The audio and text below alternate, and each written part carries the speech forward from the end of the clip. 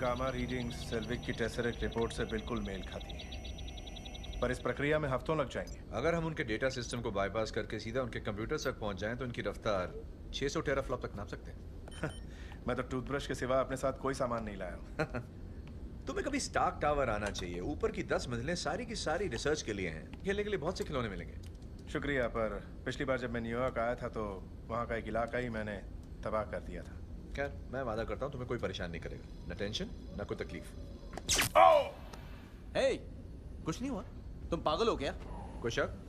तुमने अपने गुस्से को अच्छे से काबू किया। इसका राज क्या है? गाना शाना, योगा शोगा, दवाई शवाई? तुम्हारे लिए हर चीज मजाक है क्या? तुम्हें कोई तकलीफ? इस जहाज के तमाम लोगों की जिंदगी खतरे में डालना मजाक नहीं है। बुरा मत मानना डॉक्टर। हाँ, कोई बात नहीं। अगर मैं छोटे मोटे ताने झेल नहीं पाता तो शायद यहाँ आता ही नहीं। डर कर नहीं मेरे भाई, खुल कर जीना चाहिए। और आपको इस समस्या पर ध्यान देना चाहिए मिस्टर स्टार्क। तुम्हें लगता है मैं नहीं दे रहा?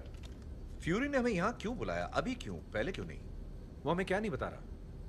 जब तक मुझे सारी जानकारी ना मिल जाए मैं हल नहीं ढूंढ सकता। तुम्हें लगता है फ्यूरी कुछ छुपा रहा है? वो जासूस है कैप्टन, वो एक सच्चा जासूस है। उसके राज के भी राज होते हैं। ये बात तो इसको भी परेशान कर रही है ना? मुझे अपना काम खत्म करना है और डॉक्टर, यहाँ से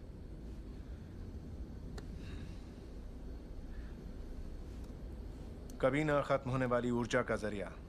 लोकी ने फ्यूरी से टेसरेट के बारे में यही कहा था। मैंने सुना था। हाँ टोनी, ये मुझे लगता तुम्हारे लिए था। अगर बार्टन ने लोकी को टावर की ऊर्जा के बारे में ना भी बताया हो तब भी उसने न्यूज़ में तो सुना ही होगा। वो स्टार्क टावर, न्यूयॉर्क की वो बदसूरत बड़ी सी बिल्डिंग। इस पावर मिलती है आर्क रिएक्टर के जरिए, जो एक स्वचालित ऊर्जा का जरिया है। यह इमारत तकरीबन 1 साल तक अपने आप चल सकती। ये तो सिर्फ एक नमूना है और साफ ऊर्जा बनाने में मेरा बहुत बड़ा नाम है। ये तुम्हें यही बताना चाहते हैं? तो फिर उससे शील्ड टेसरेक्ट प्रोजेक्ट में क्यों नहीं लाई? मेरा मतलब सबसे पहले तो वो ऊर्जा के क्षेत्र में क्या कर रहे हैं?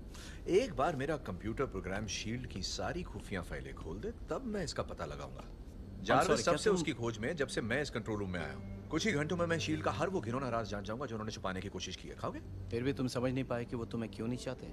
एक होशियार एजेंसी होशियार लोगों से तो डरेगी। यही दुनिया का दस्तूर है मेरे भाई। लगता है लोकी हमें उकसाने की कोशिश कर रहा है। ये वो आदमी है जो जंग छेड़ना चाहता है और अगर हमने ध्यान नहीं दिया तो वो जीत जाएगा। हमें आदेश मिले हैं, हमें उनका पालन करना चाहिए। पालन वालन करना मेरी फितरत नहीं है। और फितरत ही तुम्हारे लिए सब कुछ है ना? इस कमरे में कौन ऐसा है जो पहली बात झंडा पहन के घूम रहा है और दूसरी बात न काम का न दाम का? स्टीव, तुम्हें इनमें कुछ गड़बड़ नजर नहीं आ रही ना? टेसरेक्ट क्यूब ढूंढो।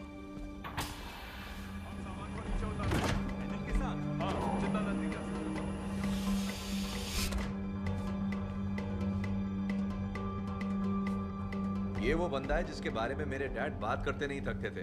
सोचता हूँ इसे बर्फ से निकालना ही नहीं चाहिए था। वो लोकी के बारे में गलत तो नहीं कह रहा। वो हम पर भारी तो पड़ ही रहा है। तुम देख लेना, उसका दाना उसी पर भारी पड़ेगा। बस बोलता बहुत है वो, और जब भारी पड़ेगा तब मैं जरूर देखना चाहूंगा। हाँ, अखबार में छपेगा तब पढ़ लूंगा।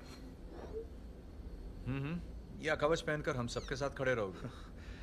देखो टोनी, मैं कोई कवच नहीं पहनता। मैं तो एक जख्म की तरह हूँ, एकदम खुला, जैसे एक डरावना सपना।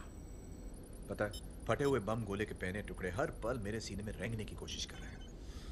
ये उसे रोकता है, ये छोटा सा रोशनी का गोला। अब ये सिर्फ कवच का ही नहीं, मेरा भी एक हिस्सा है। ये एक खतरनाक नेमत की तरह है। पर तुम इसे काबू कर सकते हो, क्योंकि मैंने सीख लिया है। दोनों में फर्क है। हे, मैंने तुम्हारे एक्सीडेंट के बारे में पढ़ा था। इतनी ज्यादा गामा किरणों से तुम बच कैसे गए? तो तुम कह रहे हो कि हल्क यानी मेरी दूसरी शख्सियत ने मेरी जान बचा ली? ये अच्छा है, अच्छा ख्याल है। बचाई पर किस लिए? हम पता लगा लेंगे। तुम्हें शायद ये अच्छा ना लगे, पर शायद तुम्हें लगे।